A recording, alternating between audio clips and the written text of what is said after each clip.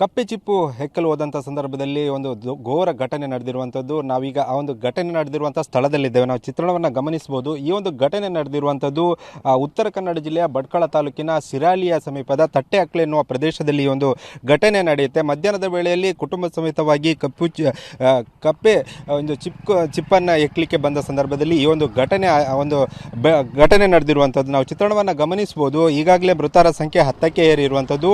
14 ಜನ ಈ ಒಂದು ಕಪ್ಪೆ ಚಿಪ್ಪನ್ನು ಹೆಕ್ಕಲಿಕ್ಕೆ ಹೋದಂಥ ಸಂದರ್ಭದಲ್ಲಿ ನೀರಿನ ಸೆಳೆತ ಗೊತ್ತಾಗದ ಸಂದರ್ಭದಲ್ಲಿ ಈ ಒಂದು ದುರ್ಘಟನೆ ನಡೆದಿರುವಂಥದ್ದು.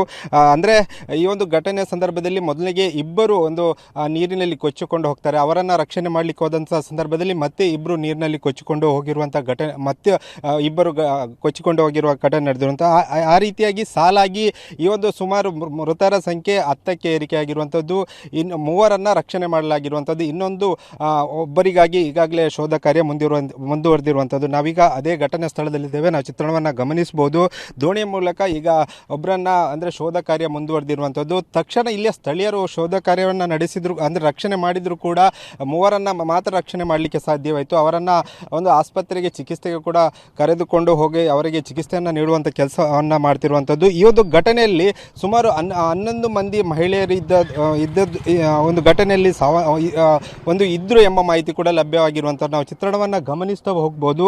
ಇದರಿಂದ ಅಂದರೆ ಈ ಒಂದು ಘಟನೆಯಿಂದ ಈ ಒಂದು ಭಾಗದ ಜನರಲ್ಲಿ ಒಂದು ಶೋಕದ ವಾತಾವರಣ ಸೃಷ್ಟಿಯಾಗಿದೆ ಅಂತಲೇ ಹೇಳ್ಬೋದು. ಸದ್ಯ ಒಬ್ಬರನ್ನ ಶೋಧ ಕಾರ್ಯ ನಡೆಸುವಂಥ ಕೆಲಸವನ್ನು ಈಗ ದೋಣಿಯ ಮುಖಾಂತರ ಮಾಡಲಾಗಿರುವಂಥದ್ದು. ಅಧಿಕಾರಿಗಳ ದಂಡೆ ಇಲ್ಲಿ ಸ್ಥಳಕ್ಕೆ ಆಗಮಿಸಿ ಕ್ಷಣದ ಮಾಹಿತಿಯನ್ನು ಪಡೆಯುವಂಥ ಕೆಲಸವನ್ನು ಮಾಡ್ತಾ ಇದ್ದಾರೆ.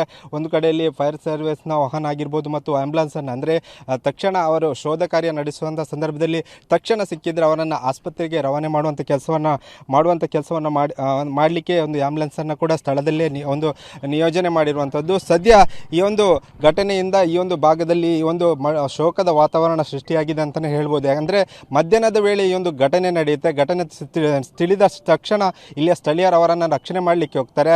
ಆ ಒಂದು ಸಂದರ್ಭದಲ್ಲಿ ಕೂಡ ಅವರನ್ನು ರಕ್ಷಣೆ ಮಾಡಲಿಕ್ಕೆ 3ರನ್ನು ರಕ್ಷಣೆ ಮಾಡಲಿಕ್ಕೆ ಮಾತ್ರ ಸಾಧ್ಯ ಆಗಿರುವಂಥದ್ದು. ಇನ್ನು ಉಳಿದವರು ನೀರಿನಲ್ಲಿ ಕೊಚ್ಚಿ ಹೋಗಿರೋದ್ರಿಂದ ಈ ಒಂದು ಘಟನೆ ನಡೆದಿರುವಂಥದ್ದು. ಸದ್ಯ ಅಧಿಕಾರಿಗಳ ದಂಡೆ ಇರುವಂಥದ್ದು ಮತ್ತು ಈಗ ಒಬ್ಬರನ್ನ ಶೋಧ ಕಾರ್ಯ ಮುಂದುವರೆದಿರುವಂಥದ್ದು. ಇನ್ನು 3ರಿಗೆ ಚಿಕಿತ್ಸೆ ಕೊಡುವಂಥ ಕೆಲಸವನ್ನು ಕೂಡ ಮಾಡಿರುವಂಥದ್ದು. ಕ್ಯಾಮರಾಮ್ಯಾನ್ ಮಂಜು ಜೊತೆ ಪ್ರಜ್ವಲ್ ಅಮೀನ್, TV9 ಭಟ್ಕಳ.